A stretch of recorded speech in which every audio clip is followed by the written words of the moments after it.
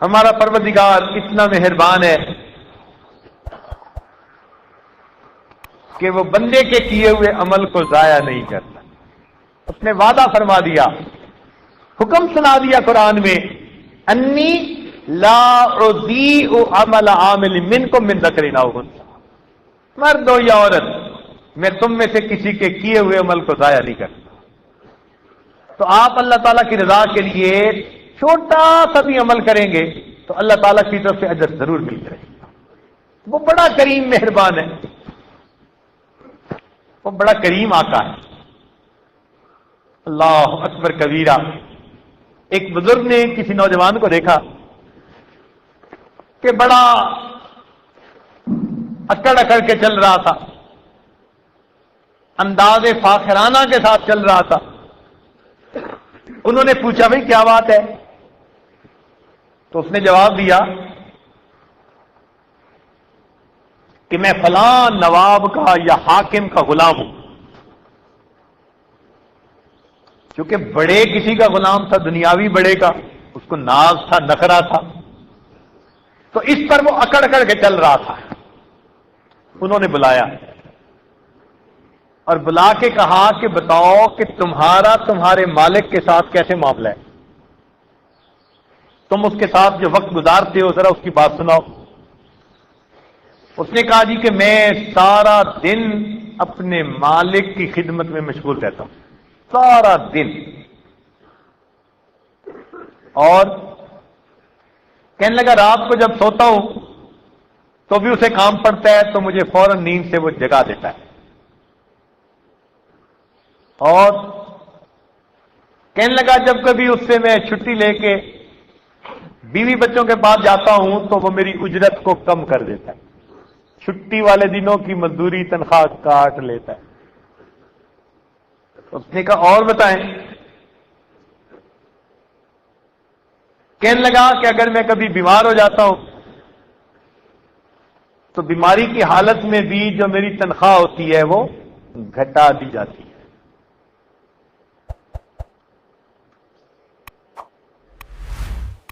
اور اس نے کہا جب میرا مالک سو جاتا ہے تو میں اس وقت پھر اپنے مالک کی حفاظت کرتا ہوں، اس کا پہرا دیتا ہوں.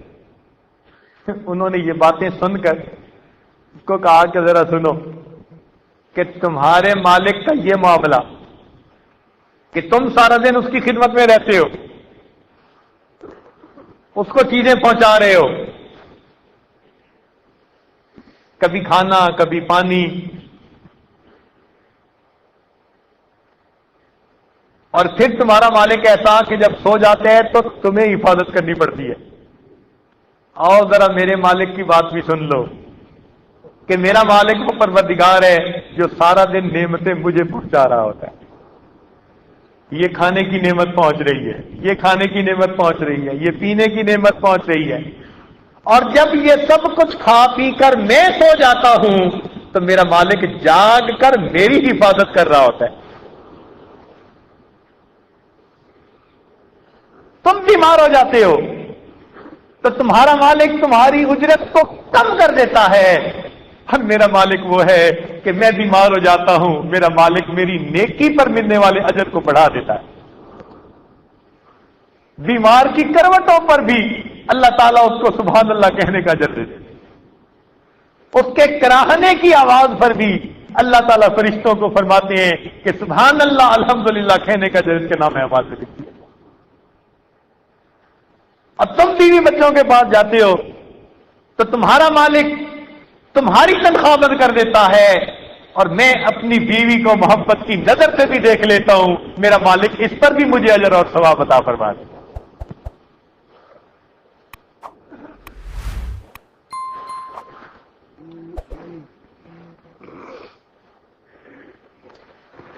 تو جب ہمارا مالک اتنا کریم ہے تو ہم کیوں نہ اس مالک سے ہی مانگیں اور اسی کی طرف متوجہ رہیں. وہ پروردگار بڑے مہربان ہیں.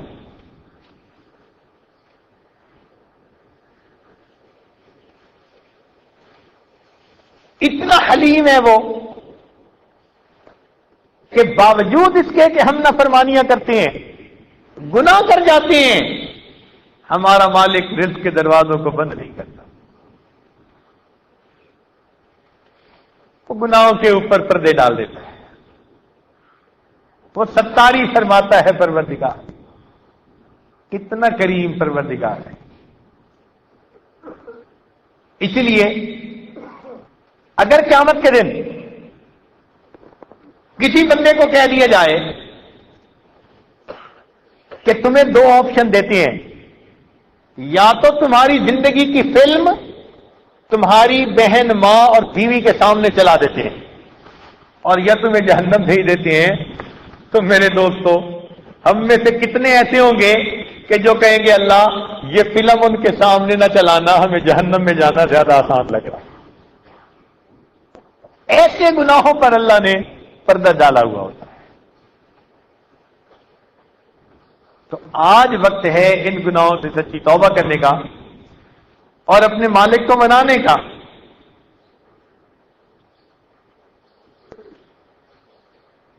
اس پروردگار نے ارشاد فرمایا فَمَن يَعْمَلْ مِنَ الصَّالِحَاتِ وَهُوَ مُؤْمِنٌ، جو بھی نیک اعمال کرے گا،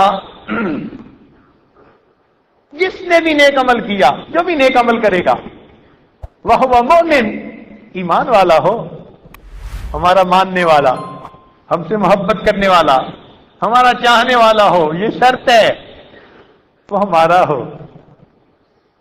فَلَا كُفْرَانَ لِسَعْيِهِ، ہم اس کے اعمال کی ناقدری نہیں کریں گے۔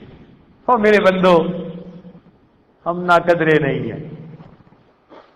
تم نے قدر نہیں کی اپنے پروردگار کی، اسی لیے کہنا پڑا وما قدر اللہ حق قدر، انہوں نے اللہ کی قدر نہیں کی جیسی قدر کرنی چاہیے تھی، مگر ہمارا مالک تو قدردان ہے۔ وہ فرماتے ہیں میرے بندوں میں قدردان ہوں۔ فلا کفران لسعیہ، ہم اس بندے کے عملوں کی ناقدری نہیں کریں گے۔ چھوٹا عمل کرے گا تو بھی اجر دیں گے، اور بڑا عمل کرے گا تو بھی اجر دیں گے۔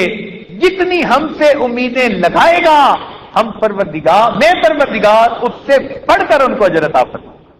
اسی حدیث پاک میں آتا ہے کہ جب تک بندہ اللہ کی طرف متوجہ رہتا ہے، اللہ تعالیٰ بندے کی طرف متوجہ رہتے ہیں، حتیٰ کہ بندہ خود اپنی توجہ اللہ سے دوسری طرف ہٹا دیتا ہے، اللہ تعالیٰ بندے سے توجہ نہیں ہٹاتا۔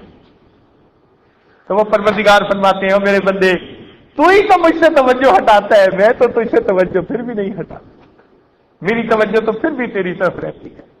جو اتنا کریم پروردگار ہو کہ اپنے بندوں کے اوپر اس طرح متوجہ رہے، مہربان رہے، تو کیوں نہ ہم اس مالک کو منائیں اور اس مالک سے اپنی نعمتیں حاصل کرنے کی کوشش کریں، اس لیے کہ رب کریم دے کر خوش ہوتے ہیں۔ اور لطف اور مزے کی بات دیکھیے کہ عام بزنس مین ہوتے ہیں نا، تو ان کے یہاں بھی منشی رکھے ہوئے ہوتے ہیں، وہ منشی لکھتے ہیں جو کہ لین دین کا سلسلہ ہوتا ہے، اکاؤنٹس والے لکھتے ہیں، مالک اپنے ہاتھوں سے نہیں لکھا کرتا۔ اللہ تیری قدردانی پہ قربان جائے، آپ کے بھی تو لکھنے والے فرشتے ہیں، مگر قدردانی دیکھیے۔ مفسرین نے لکھا کہ یہاں یہ نہیں کہا کہ تم نیک عمل کرو گے ہم تمہیں اجر بدلا دیں گے، ہمارے فرشتے تمہارے اعمال لکھ رہے ہیں، فرمایا نہیں، وَإِنَّا لَهُ كَاتِبُونَ، ہم لکھتے ہیں تمہارے اعمال۔ میرے مالک آپ تو اتنے عظیم ہیں، ساری دنیا کے لوگ صدیق اکبر لانو جیسے نیک بن جائیں اور پوری زمین بیت اللہ کی طرح بن جائے، اللہ آپ کی شان میں کوئی اضافہ نہیں ہو سکتا۔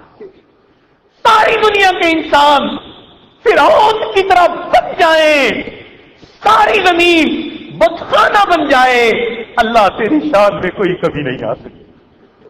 آپ تو اتنے عظیم ہیں، اتنے بلند ہیں، ہماری عبادت تو آپ کی عظمت کے سامنے کوئی حیثیت نہیں رکھتی، مگر آپ اتنے قدردان ہیں، اتنے مہربان ہیں۔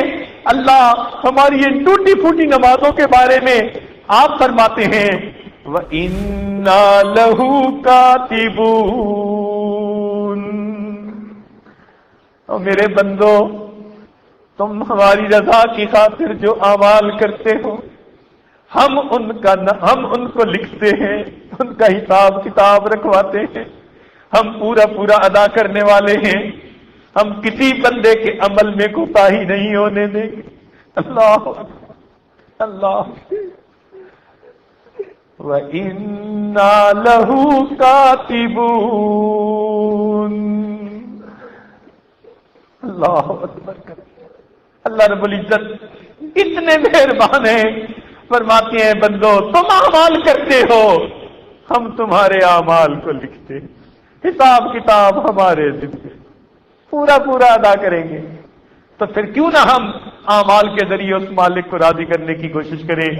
وہ کریم آقا ہے، اس لیے ایک بزرگ تھے، ان کو ان کے کسی مرید نے کہا حضرت مجھے فلاں چیز کی ضرورت ہے، لہذا آپ فلاں بندے سے یا فلاں آدمی سے یہ چیز میرے لیے ذرا مانگ لیجئے۔ تو انہوں نے اس کو بلا کے سمجھایا کہ بات سنو، تم کہتے ہو کہ فلاں سے مانگ لو، اور وہ دروازہ تو بند ہے، ایک دروازہ ایسا ہے جو کبھی بند نہیں ہوتا، تو کھلے دروازے سے کیوں نہ مانگوں، مجھے بند دروازے پہ جانے کی کیا ضرورت ہے؟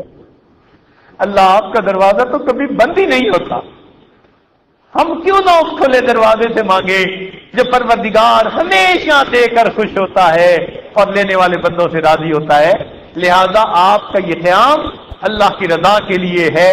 آپ اس وقت کو پورے آداب کے ساتھ گزاریے، ذکر اذکار کے ساتھ گزاریے، مسجد کے اندر رہنے کی کوشش کیجیے، ضرورت کے تحت مسجد سے باہر جانا ہو ضرورت پوری کر کے پھر مسجد میں آئیے، اور ذکر اذکار میں باتوں میں وقت نہ گزاریے، شیطان آپ کو باتوں میں مشغول کرنے کی کوشش کرے گا۔ آپ اعمال کے ذریعے سے اپنی زندگی کے پچھلے گناہوں کی مکافات کرنے کی کوشش کریں۔ اللہ تعالی ہم سب کی یہاں حاضری کو قبول فرما لے اور ہمیں اپنے مقبول بندوں میں شامل فرما لے۔ وآخر دعوانا ان الحمد للہ رب العالمین۔